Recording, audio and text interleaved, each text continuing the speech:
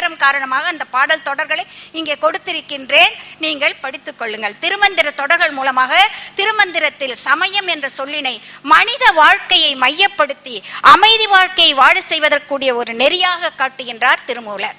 அடுத்து அந்த சமயம் என்ற சொல்லை சொல்லுவதோடு அமையாமல் 6 சமயங்கள் இருந்ததாக குறிப்பிடுகின்றார்.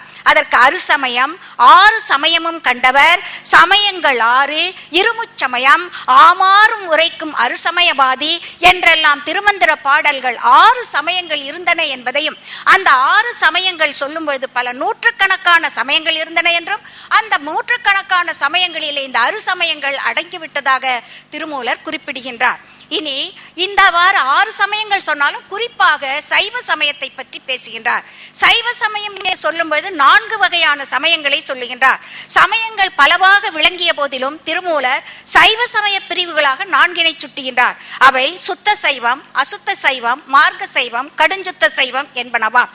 ஆக மனிதன் தான் என்ற ஒரு பொருள் இல்லாது சிவத்தை அறிந்து சிவத்தை தியானித்து சிவமே ஆதல் சுத்த சைவம்.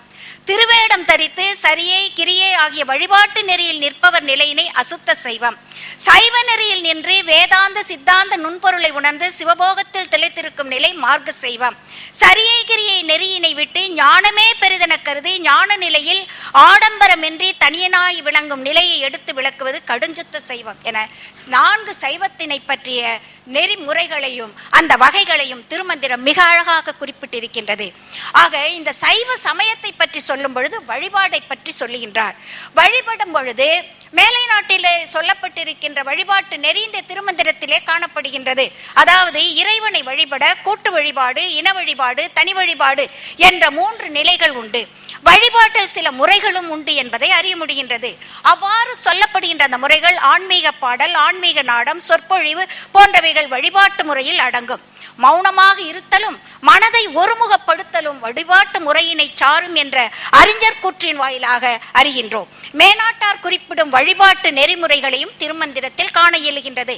பாடுதல், ஆடுதல், மௌனமாக இருத்தல், செய்யுள் போன்ற வழிபாட்டு முறைகள் திருமந்திரத்தில் குறிக்கப்பட்டுள்ளது.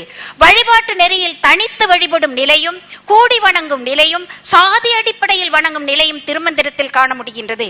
வழிபாடு, புற வழிபாடு, அக வழிபாடு என 2 வகையான வழிபாடுகளை பற்றி சொல்லுகின்றார்.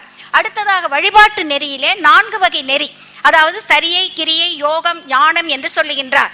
சரியையை சொல்லும் பொழுது அவர் தாச மார்க்கம் என்றும், கிரியையை சொல்லும் பொழுது சத்புத்திர மார்க்கம் என்றும் சொல்லுகின்றார். ஆக இந்த யோக மார்க்கத்தை பற்றி சொல்லும் பொழுது யோகம் என்றால் என்ன? இன்றைக்கு யோகம் பற்றி நாம் அதிகமாக கேள்விப்பட்டு அந்த யோக நிலைக்கு பற்றி பயின்று கொண்டிருக்கின்றோம். உடலையும் மனதையும் இணைப்பதே யோகமாகும்.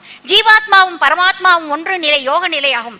உண்மை பொருளான சிவத்துடன் பொருந்து மரக்கட்டை போல ஆடாது அசையாது இறுக்கம் செய்து சொரிந்தாலும் தாக்கினாலும் துணுக்கென்று உணராது சிவத்துடன் அழுந்தி இருத்தலாகும். எழுதப்பெற்ற ஓவியம் போல உணர்ந்தறியும் நிலையாகும் என்று திருமந்திரம் யோக வழிபாட்டை விளக்குகின்றது. இந்த யோக வழிபாடு அஷ்டாங்க யோகம் என 8 வகை யோக வழிபாட்டை திருமூலர் மிக அழகாக விளக்கியிருக்கின்றார். அடுத்து ஞானம். பதியாகி இறைவனை அறிவது ஞானமாகும்.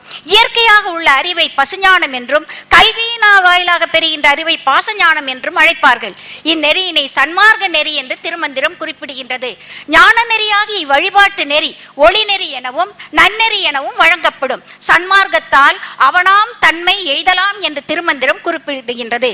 சரியை, கிரியை, யோகம் என்ற 4 வகையில் இறைவனை வழிபட்டாலும் தன்மையை உணர்த்தினாலும், இவர் சரியை, கிரியை, ஞானம் என்று சொன்னாலும் கூட எல்லாரும் எளிமையாக வணங்கலாம். அப்பனை, நந்தியை, ஆரா அமுதனை எப்பரிசாயின்னு ஏத்துங்க. சரியை, கிரியை, யோகம் என்று நான் சொன்னாலும் கூட நீங்க எப்படி வேணாலும் எந்த வகையில் வேண்டுமானாலும் வணங்கலாம் என்று சொல்லுகின்றார். இவ்வழிபாட்டு நெறிகள் உடல், உயிர், உள்ளம் 3ம் இறைநிலை அடையும் தன்மை உணர்த்தப்படுகின்றது. வழிபடும் முறைகள் பலவாக இருந்தாலும் கொண்டு சேர்க்கும் இடம் அன்பே சிவம் என்ற இறை உணர்தல் நிலையாகும். இனி நம்பிக்கை. ஆக சமயம் நம்பிக்கையின் அடிப்படையிலே இருக்கின்றது. மனிதன் எண்ணங்களால் ஆனவன். உறுதியான எண்ணங்கள் அவன் அவனை செயல்படுத்துகின்றன.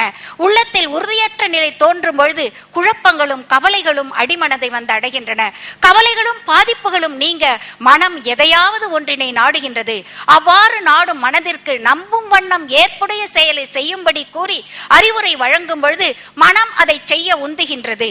திருமந்திரம் 9வது தந்திரம் நமச்சிவாய எனும் மூல மந்திரம் பற்றிய நம்பிக்கைகளை மக்களுக்கு நல்கும் வண்ணம் விளக்குவதை அறிய முடிகின்றது. தூல பஞ்சாக்கரம், சூக்கும பஞ்சாக்கரம், அதி சூக்கும பஞ்சாக்கரம் என்ற 3 நிலைகளில் சிவாய நம என்னும் மந்திரத்தை பயன்படுத்துவதால் ஏற்படும் நன்மைகளை எல்லாம் திருமந்திரம் கூறுகிறது. இது தூல பஞ்சாக்கரம் என்றால் என்ன, சூக்கும பஞ்சாக்கிரமம் என்றால் என்ன, அதிசூக்கும பஞ்சாக்கிரமம் என்றால் என்ன என்பதையெல்லாம் மிக விளக்கமாக என்னுடைய கட்டுரையிலே கொடுத்திருக்கின்றேன். திருமந்திரம் இன்னும் அதிகமாக கூறுகின்றது. 8 பக்கங்களிலே கொடுக்க முடிந்ததை மட்டும்தான் கொடுத்திருக்கின்றேன். இனி சக்கரங்கள், திருமந்திரம் 4ஆம் தந்திரம் பல சக்கரங்களை பற்றி விளக்குகின்றது. சக்கரத்தை இன்றைய மக்கள் மந்திரம் தாயத்து என்று சொல்லி செப்பு தகட்டில் மந்திரத்தை சிறிதளவில் வரைந்து தீய சக்திகள் அணுகாதவாறு காக்க பயன்படுத்துகின்றனர். திருவம்பல சக்கரம், திரிபுரை சக்கரம், ஈரொளி சக்கரம், வைரவ சக்கரம், சாம்பவி மண்டல சக்கரம், ஓனாபதி சக்கரம், நவாக்கரி சக்கரம் என 7 சக்கரங்களை பற்றி விளக்கம் திருமந்திரத்தில் காண முடிகின்றது. இச்சக்கரங்களை தகட்டிலே அமைத்து வணங்குவதால், அதை தகட்டிலே அமைத்து அணிந்து கொள்வதால் ஏற்படும் நன்மைகளை மிக அழகாக வரிசைப்படுத்தி தருகின்றார். ஞானம் தரும், கல்வி தரும், வல்வினை நீங்கும், எண்ணியது நடக்கும், எல்லா நன்மைகளும் உண்டாகி காலன் மக்களுக்கு அளித்த ஆயுட்காலத்தை கடக்க செய்யும், பொன் வெள்ளி நவரத்தினங்கள் தாமே வந்தடையும், தேவர்கள் வாழ்வு சித்திக்கும், முகம் பொலிவடையும், பகையானவர் வாழ்வது இல்லை, நாமகள் தோன்றி அருள்வாள், பகை இல்லை, பிறர் பழித்தல் இல்லை, துன்பம் இல்லை, பகை கோபம் துக்கம் இல்லை, தெளிவு ஞானம் உண்டாகும் என பல்வேறு நன்மைகளை எல்லாம் பட்டியலிட்டு காட்டுகின்றார். அடுத்து திருநீற்றினுடைய பெருமையை சொல்லுகின்றார். திருநீர் பூசுவதால் வினை அகலும், வேள்வித்தீயில் பொருந்திய அரசு ஆள் அத்தி உருமாறி சாம்பல் ஆவது போல சிவத்தீயில் திளைப்பவர் உருமாறி ஒளி பெறுவர் என்கின்றது திருமந்திரம். திருநீற்றின் பெருமையை நாவுக்கரசு பெருமானும் மந்திரமாவது நீர், வானவர் மேலது நீர் என்று திருநீற்றின் சிறப்பினை குறிப்பிடுகின்றார். மக்கள் மந்திரம், எந்திரம், திருநீர் போன்றவற்றில் கொண்டுள்ள நம்பிக்கை, அதன் பயன்கள் பற்றி திருமந்திரத்தில் கூறப்பட்டுள்ள கருத்துக்களை தொகுத்து தரப்பட்டுள்ளன. திருவிக அவர்கள் நம்பிக்கையினை பற்றி கூறுவது திருமந்திர கருத்துக்களோடு வைத்து ஒப்பிடத்தக்கதாகும். நம்பிக்கை நோய்களை போக்கும், குறைகளை களையும், நினைத்ததை கூட்டும். நம்பிக்கையால் ஆகாதது ஒன்று இல்லை. நம்பிக்கை மருத்துவ சாலைகள் பெருகாதவாறும், சிறை கோட்டங்கள் துதையாதவாறும், சட்டங்கள் மலியாதவாறும் காத்து வரும். நம்பிக்கை ஒரு காலத்தில் உலகை நல்வழியில் நடத்தியது, அதில் அமைதியை நிலைபெறுத்தியது, தெய்வீகத்தை திகழச் செய்தது. இக்கருத்து சமுதாயத்திற்கு நம்பிக்கையால் உண்டாகும் பயன்பாடாகும். இனி இப்படியெல்லாம் சொல்லுகின்றவர் தன்னுடைய சமயத்திலே முற்போக்கு சிந்தனைகளாக சில கருத்துக்களை எல்லாம் எடுத்து காட்டுகின்றார். சடங்கு சாத்திரங்களை அழகாக சாடுகின்றார். சாத்திரங்களை ஓதிக்கொண்டு இருப்பதால் பயன் இல்லை. சாத்திரம் ஓதும் சதுர்களை விட்டு நீர் மாத்திரை போது மறித்து உள்ளே நோக்குமின் என்றும், உள்ளத்தில் உள்ள பல தீர்த்தம் மென்மை குடைந்து நின்றாடார், வினை செய் பள்ளமோடு மேடும் திரிவரே என்று தீர்த்தமாடுதல், கோயில் செல்லுதல் போன்ற சடங்குகளை பற்றி கூறும் கருத்துக்கள் சிந்திக்கத்தக்கன. தீண்டாமை ஆக இன்றைய சமயம் காந்தியடிகள் நடத்திய அந்த தீண்டாமை போராட்டத்தை பல ஆண்டுகளுக்கு முன்பே சேக்கிழார் பெருமான், அதற்கு முன்னர் திருமூலர் போன்றவர்கள் எல்லாம் நடத்தி இருக்கின்றார்கள் என்பதை திருமந்திரத்தின் வாயிலாக காண முடிகின்றது. தீண்டாமையை வெறுக்கின்றார். அறிவில்லாதவர் பிறரை தீண்டுவதால் தீட்டு உண்டாகின்றது என்பர். தீட்டு எவ்விடத்தில் உள்ளது என்பதை யாரும் அறிய முடியவில்லை.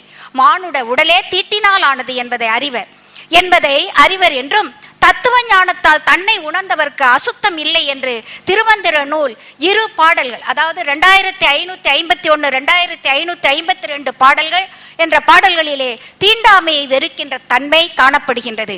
மக்கள் தொண்டே மகேசன் தொண்டு.